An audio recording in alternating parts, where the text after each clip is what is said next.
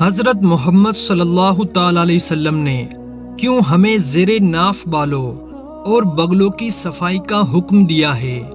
اگر کوئی ایسا نہیں کرتا تو اس کے جسم کے ساتھ کیا ہوتا ہے؟ اور 40 دن سے زیادہ بغل اور زیر ناف بال نہ کاٹے جائے تو تب کیا ہوتا ہے؟ اور کیا ان بالوں کے بڑھنے کا اثر نماز اور دیگر عبادتوں پر بھی ہوتا ہے؟ اور سائنسدانوں نے اس پر کیا کھوج کری اور ہمارے نبی نے اس بارے میں کیا فرمایا؟ یہ اہم باتیں آج اس ویڈیو میں آپ کے سامنے بیان کی جائے گی، اس لیے ویڈیو کو آخر تک لازمی دیکھیے گا، کیونکہ کہیں ایسا نہ ہو کہ آپ تمام عمر ایک بہت بڑے گناہ میں مبتلا ہو جس کا آپ کو علم ہی نہ ہو۔ اسلام انتہائی پاک، نفیس اور صاف ستھرا اور دنیا کا سچا دین ہے، اور شریعت اسلامیہ میں ظاہر و باطن کی طہارت اور پاکیزگی پر بہت زیادہ زور دیا گیا ہے۔ قرآن کریم میں اللہ کا ارشاد ہے جس کا مفہوم ہے اللہ پسند کرتا ہے ستھروں کو۔ حضرت ابو ہریرہ رضی اللہ تعالیٰ عنہ سے روایت ہے کہ نبی کریم صلی اللہ تعالیٰ علیہ وسلم نے ارشاد فرمایا، 5 چیزیں فطرت میں سے ہیں: ختنہ کروانا، زیر ناف بال صاف کرنا، بغلوں کی صفائی کرنا، مونچھیں تراشنا اور ناخن کاٹنا۔ اس حدیث مبارکہ میں جسم کے غیر ضروری بالوں کی صفائی کو انسانی فطرت سے تعبیر کیا گیا ہے، لہذا فطرت کا تقاضا تو یہی ہے کہ کم سے کم ایک ہفتے میں ایک بار ضرور ان بالوں کی صفائی کی جائے۔ حسب ضرورت کمی بیشی کی جا سکتی ہے، لیکن 40 دن کی مدت سے زیادہ انہیں چھوڑے رکھنا جائز نہیں۔ حضرت انس بن مالک رضی اللہ تعالیٰ عنہ بیان کرتے ہیں کہ ہمارے لیے مونچھیں تراشنے، ناخن کاٹنے، بغلوں کے بال اور زیر ناف بال صاف کرنے کی زیادہ سے زیادہ مدت 40 دن مقرر کی گئی ہے۔ آسٹریلیا میں کی گئی ایک تحقیق میں اب اس بارے میں کچھ ایسے انکشاف کر دیے گئے ہیں کہ آپ بھی حیران رہ جائیں گے۔ اب انہیں بھی اس بارے میں سمجھ آ چکی ہے اور اس بات کا معلوم ہو چکا ہے کہ زیر ناف کے بالوں کو نہ کاٹنے سے کتنی بیماریاں ہو سکتی ہے۔ اخبار ڈیلی میل کے مطابق یونیورسٹی آف سڈنی کے سائنسدان ڈاکٹر کیمرون ویب کا کہنا ہے کہ حالیہ تحقیق میں پتہ چلا کہ مغربی ممالک میں بے شمار ایسے لوگ ہیں جو زیر ناف بالوں میں جوؤں اور پسووں کے مرض میں مبتلا ہو رہے ہیں۔ Social media website Tinder پر کیے گئے ایک سروے کے مطابق اس ایک ویب سائٹ کے 7.5 لاکھ لوگ اس بیماری کے شکار ہیں۔ کیمرون کا کہنا ہے کہ یہ جوئیں عام جوؤں کی نسبت بہت چھوٹی ہوتی ہے اور عموماً اس بیماری میں مبتلا شخص کو ان کی موجودگی کا مکمل طور پر علم ہی نہیں ہوتا۔ بیماری کی صورت میں متاثر جگہ پر کھجلی محسوس ہوتی ہے، جبکہ اگر اسکین کو بغور دیکھا جائے تو اس پر نیلے رنگ کے دھبے نظر آتے ہیں۔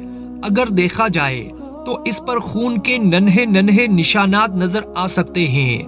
ڈاکٹر کیمرون نے مزید بتایا کہ زیر ناف بالوں میں پائی جانے والی ان جوؤں کی جسامت محض 1.5 ملی میٹر ہوتی ہے اور ایک جوں ایک ماہ میں تقریباً 30 انڈے دیتی ہے۔ چونکہ یہ جگہ جسم کی دوسری جگہ کے مطابق یہاں حرارت یعنی گرمی زیادہ ہوتی ہے اور یہ جگہ نم بھی ہوتی ہے، اس کی وجہ سے ان جوؤں کا خوب پھیلاؤ ہوتا ہے اور ان کی تعداد بڑھتی رہتی ہے۔ ڈاکٹر کیمرون نے بتایا کہ اس مسئلے کا حل بہت سادہ ہے اور وہ یہ ہے کہ زیر ناف بالوں کی باقاعدگی سے صفائی کی جائے، اور انہیں خبردار کیا کہ جن لوگوں کے زیر ناف بالوں میں یہ جوئیں پیدا ہو جائے ان کے بغلوں، سینے اور حتیٰ کہ چہرے کے بال بھی ان سے محفوظ نہیں رہتے۔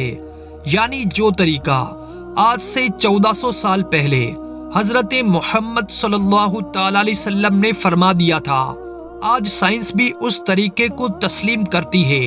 آپ صلی اللہ تعالیٰ علیہ وسلم کا ارشاد ہے، تم میں سے ایک آدمی مجھ سے آسمان کی باتیں معلوم کرتا ہے اس حال میں کہ وہ اپنے ناخن پرندوں کے ناخن کی مانند رکھتا ہے، جسم میں ناپاکی، گندگی اور میل کچیل جمع ہوتے رہتے ہیں۔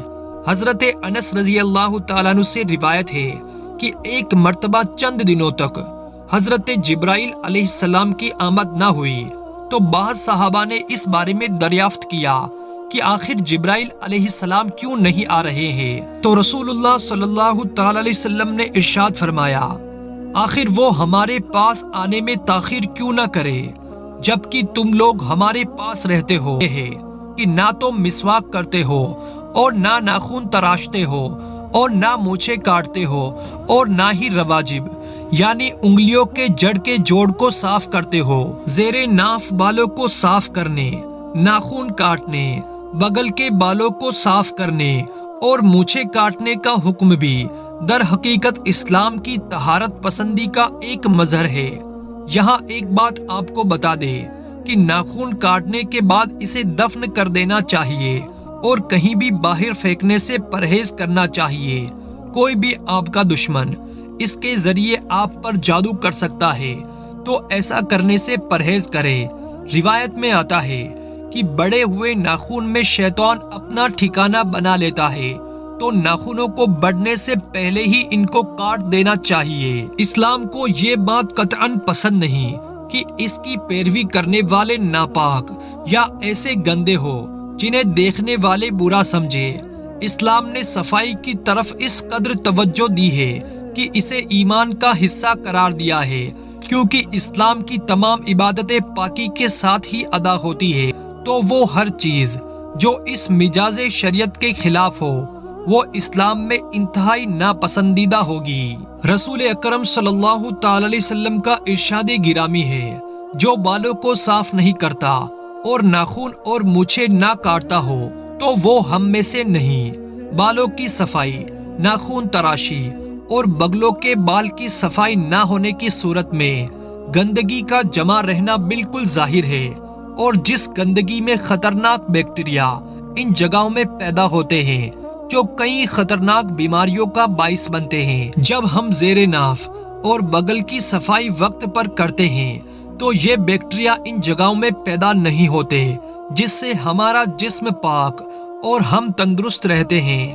یہ بیکٹیریاز ان جوؤں کے بڑھنے کا باعث بنتی ہے جن کے بارے میں ڈاکٹر کیمرون نے اپنی تحقیق میں ذکر کیا تھا۔ زیر ناف بالوں کو کاٹنے کی حد یہی ہے کہ صرف اس جگہ کے بال کاٹے جائے جہاں عموماً عورتوں کے بھی بال ہوتے ہیں۔ عورتوں کا نام اس مسئلے میں اس وجہ سے لیا جاتا ہے کہ مرد کے تو عموماً تمام بدن پر ہی بال ہوتے ہیں، جبکہ عورت کے صرف اس مخصوص حصے پر ہوتے ہیں۔ یا پھر آپ اپنے پیٹ کے نچلے حصے کو دبا کر دیکھیں تو ایک ہڈی محسوس ہوگی، بس جہاں سے اس ہڈی کا آغاز ہوتا ہے وہیں سے بال کاٹنے کی ابتدا کرے، کیونکہ یہی ہڈی آنا کہلاتی ہے اور اس پر اگنے والے بالوں کو بھی آنا کہتے ہیں۔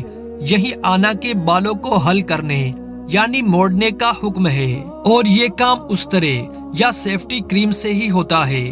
بہت سارے لوگ اس بارے میں کشمکش میں رہتے ہیں کہ عورتیں کریم کے ذریعے ان بالوں کو انجام دیتی ہے، تو کیا مرد بھی کریم کا استعمال کر سکتا ہے؟